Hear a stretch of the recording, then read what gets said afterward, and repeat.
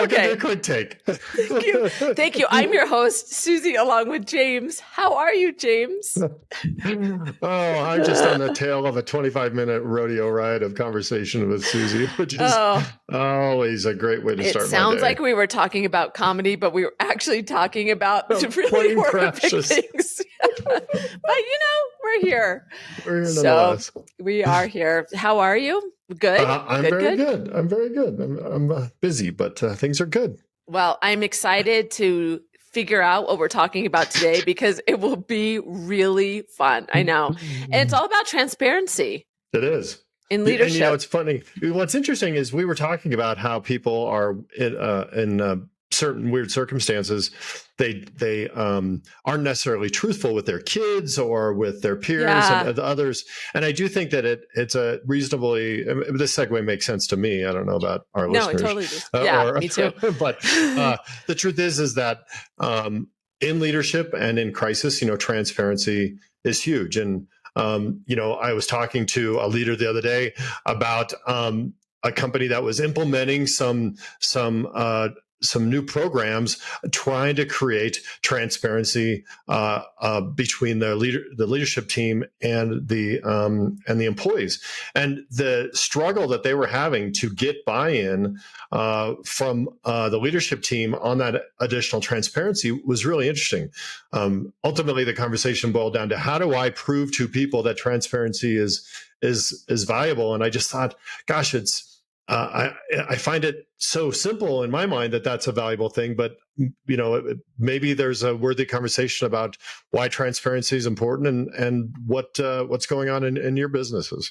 Yeah, and I don't know if you're going to go this way, but when you were saying that, what I see when I talk to different leaders at the executive level is they define transparency very different. And it's probably because of their experience with feedback, with how they position things, what has worked and what hasn't. But we talk in general about how important transparency is to leadership, but we don't really talk about what it means and what it is. Yeah, let's maybe put a fine tooth comb on that. I think that transparency is the how.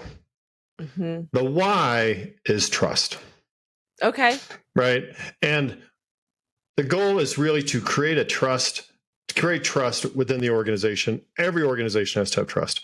A way to do that is transparency.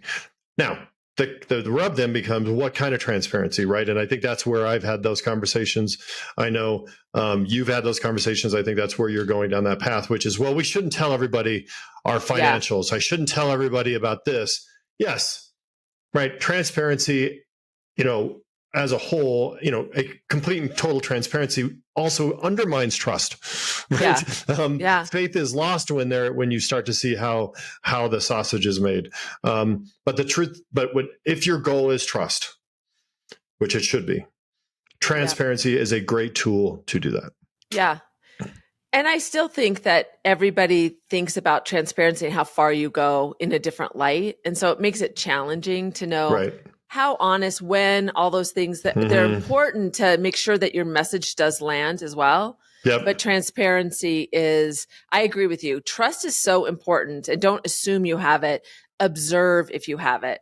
Right. And the way to get there is to really be open with the other party and with the team. So, well, let's do this. Let's talk about 3 ways that you can create trust in the organization. Okay. And I think the first one, is transparency, right? And I think there are a ton of examples of how transparency creates trust. One of my favorites, honestly, is Whole Foods. Whole Foods has very expensive products. It has somewhat of an elitist attitude, and it doesn't carry everything.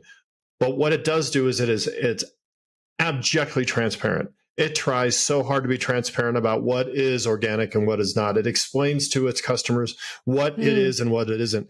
And from the get-go, if you look at the beginning of the Whole Foods movement before Amazon got involved, I don't think it's changed much, but that, their corporate goals talk about transparency to drive that trust. And so I think that that's why that company continues to be successful, because they have so much trust between the Yeah. buyer, the seller, and the company, that they have an allegiance. And so if you're going to create trust, transparency, you can see it in Whole Foods. That's a great way to do it. Yeah. And the other just piece of that too is consistency.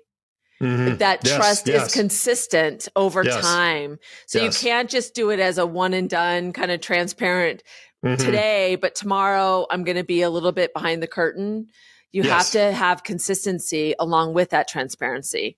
Yeah, I think with all three of these pieces of advice, a lot of the work in leadership is not 2 days after the leadership offsite. It's Yeah. not 2 weeks before you do your employee survey. Consistency is the key to driving behavior changes, and I think that's the case here. All right, fair. What's number two? The second one is really putting in a way to do ethical decision making across the board.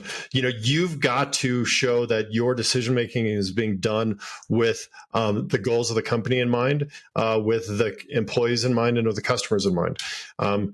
I'd love to dwell down and to say that ethics has varying degrees of alignment, but I think every company has its goals.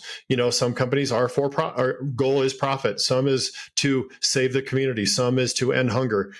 And that's not what I'm saying. You should not change your company's goals to be ethical, but your decision making should be ethical. Your decision process should be made with good intention. It should be done with your company's goals in mind. Yeah. And I think an ethical approach towards leadership is a way that you can ensure that you create trust, that your employees and your direct reports know that the decisions you are making are being made with their best interests in mind. Yeah, I think that's so important. I think the other thing that does is when you think like that, it allows you to be really objective in your decision making, and it makes it easier, or it makes you become more consistent. Yep.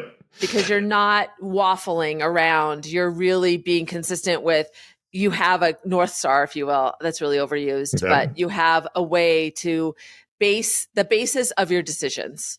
Yeah, and I think a company has to be, proactive in this. Johnson & Johnson is notorious for their ethical training courses that they provide for their leadership. GE, Jack Welch, also was very specific in this space. I'll debate that one, but I know it's well written that is the case. But Johnson & Johnson in particular has gone out of its way to drive that decision making. There are plenty of MBA white papers out there about that. But I think what they were doing was saying, look, this matters. We are going to spend money on it. We're going to spend time on it, and we are going to create a culture of ethical decision making. And when you drive that consistency across the board, even those people who are not on the training, people that took the training 3 years ago, they know it's important, and it changes the behavior of the company. It does, and also it's a muscle that you need to build to have that consistency.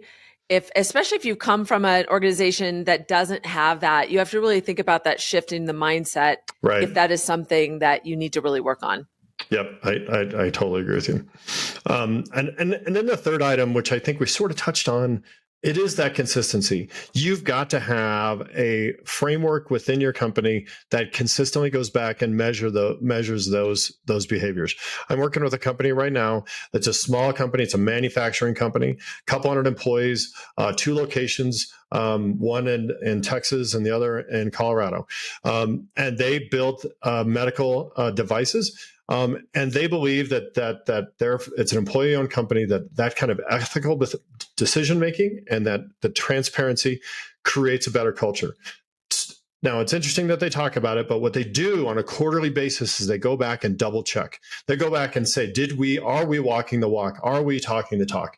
Sure, they do an employee survey, but they sit down as a leadership team. They sit down with representative groups from management and employee representative teams, and say, are we doing what we say we're doing?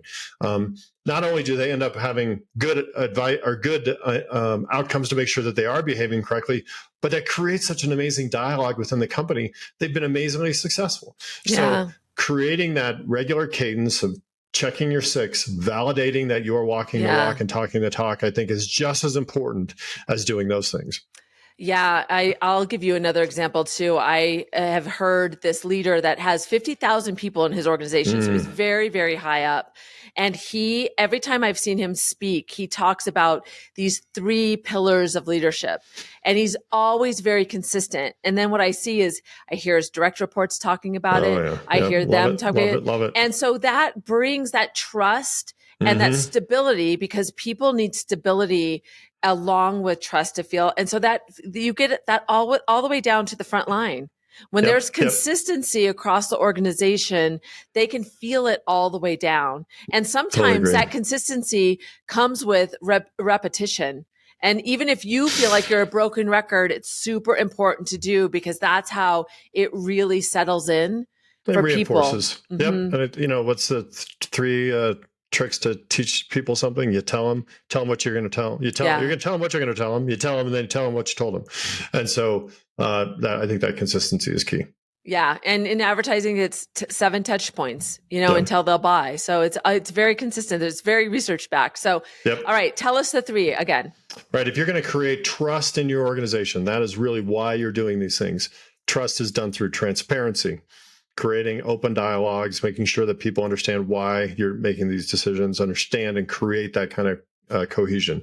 2, put a framework together for ethical decision-making and ethical leadership. That framework ensures that your decisions are being made with the right intentions, that they align with your corporate goals and with the goals that you maybe outside of your company you've set to ensure that you are doing what you want to be doing. And then 3rd, create some consistency there. Create and drive a reassessment to ensure that you're doing these things consistently. You're still doing them, and reevaluate to ensure that those things are still adding value to the company. James, the takeoff was a little bumpy, but the landing was well done. All right, sounds great.